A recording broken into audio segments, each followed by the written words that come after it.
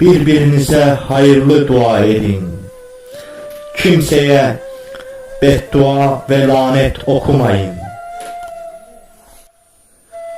Nebi, Resul'ün getirdiği dini açıklayana, tebliğ edene denir.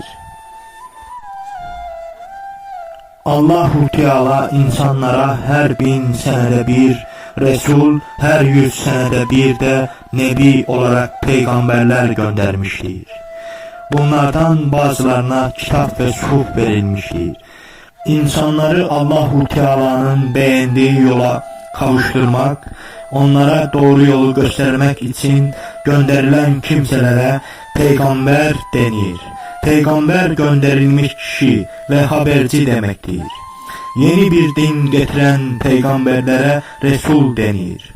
Yeni din getirmeyip insanları önceki dine davet eden peygamberlere de Nebi denir. Emirleri tebliğ etmekte, duyurmakta ve insanları Allah'ın dinine çağırmakta Resul ile Nebi arasında bir ayrılık yoktur. Allahu Teala kullarına çok acımakta. Onların dünyada rahat ve huzur içinde yaşamalarını, ahirette de sonsuz saadete kavuşmalarını istemektedir. Bunun için insanlar arasından seçtiği en üstün, en iyi kimseleri peygamber yapmış, bunlara kitaplar göndererek huzur, saadet yolunu göstermiştir.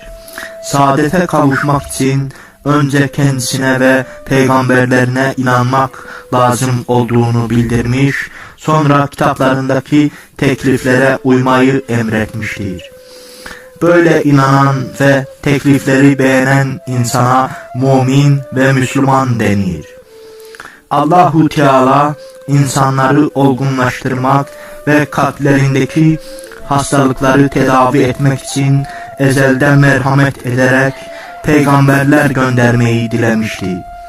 Peygamberlerin bu vazifelerini yapabilmeleri için itaat edenlere müjde bildirmeleri lazımdır.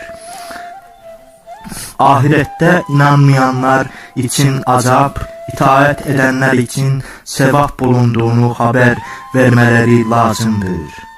Çünkü insan kendine tatlı gelen şeylere kavuşmak ister.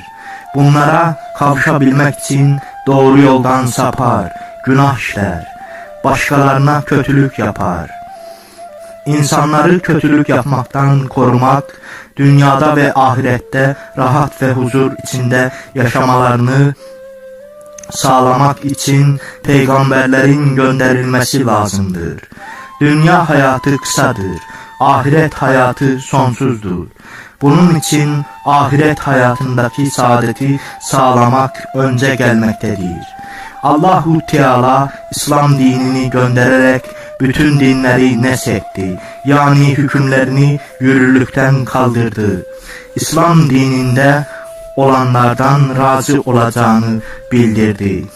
Geçmiş zamanlarda da açık ayetleri ve büyük mucizeleri bulunan peygamberleri kullarına göndermişti. Muhammed Aleyhisselam'dan sonra hiçbir peygamber gelmeyeceğini Kur'an-ı Kerim'de bildirdi. Ama kör olanların yol göstericiye teslim olmaları gibi ve çaresizlikten şaşırmış olan hastanın merhametli doktorlara kendini teslim etmesi gibi insanların da aklın eremeyeceği faydalara kavuşabilmeleri ve felaketlerden kurtulabilmeleri için gönderdiği peygamberlere teslim olmalarını diledi. Muhammed Aleyhisselam'ı peygamberlerinin en üstünü, en merhametlisi yaptı. Onun milletini en adil ümmet eyledi. Onun dinini hepsinden olgun eyledi. Onun halinde aşırılık ve noksanlık olmadığını, derecesinin üstünlüğünü ve bütün varlıkların peygamberi olduğunu Kur'an-ı Kerim'de çeşitli ayetlerle bildirdi.